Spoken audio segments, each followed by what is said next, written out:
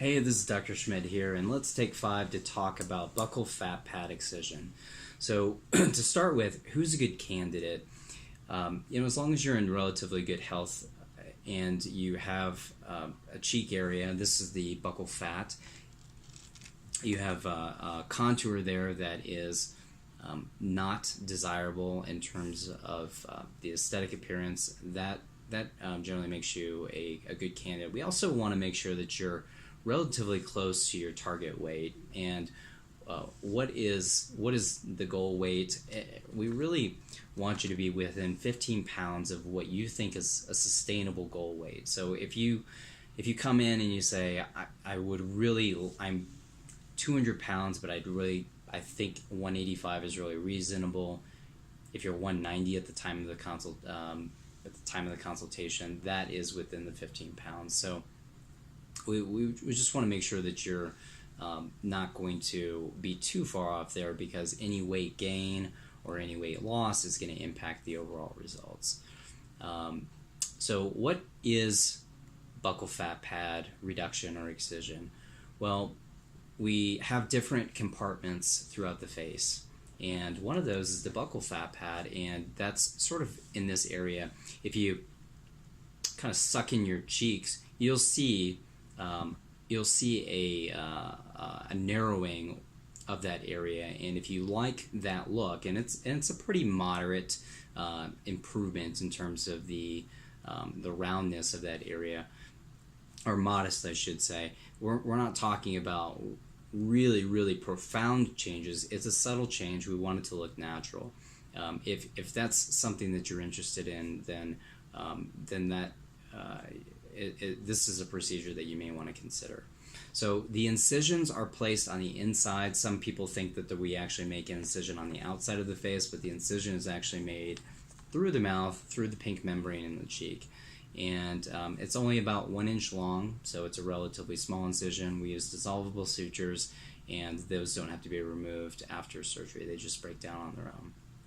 As far as downtime is concerned, the swelling generally is going to increase over the first couple days, and it's not uncommon for you to have really puffy, kind of chipmunky looking cheeks, and that usually will stick around for a few days after that, and then by the 1 week mark, you're probably going to be looking relatively close to how you looked prior to the surgery.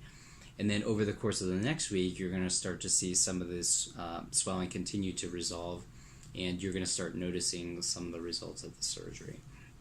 So the recovery process is relatively straightforward. There's not a lot of downtime, although we want you to kind of take it easy for a while. All the post-operative recovery instructions are going to be given to you at the time of the procedure. You really just want to make sure that you're not doing too much too soon, because that can lead to certain complications.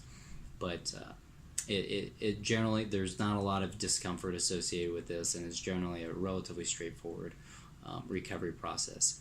Now, because this is a procedure that we do under local anesthetic using a combination of local anesthesia and topical, there is no preoperative evaluation, history, or physical that's necessary in order to get you cleared for surgery.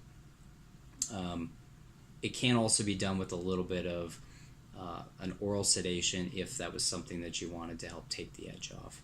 The procedure itself usually takes somewhere in the neighborhood of an hour and a half to 2 hours.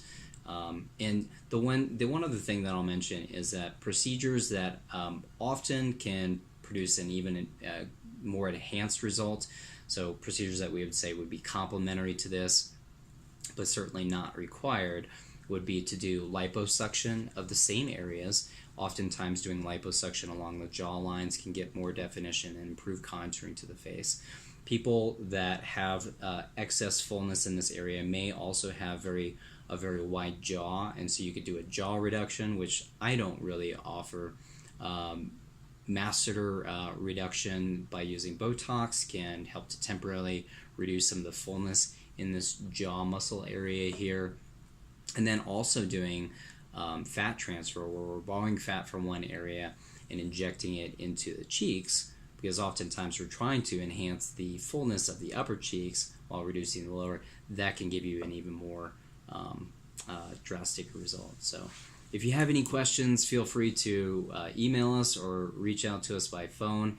Hopefully we get to meet you in person, and look forward to talking. Hopefully this has been educational for you.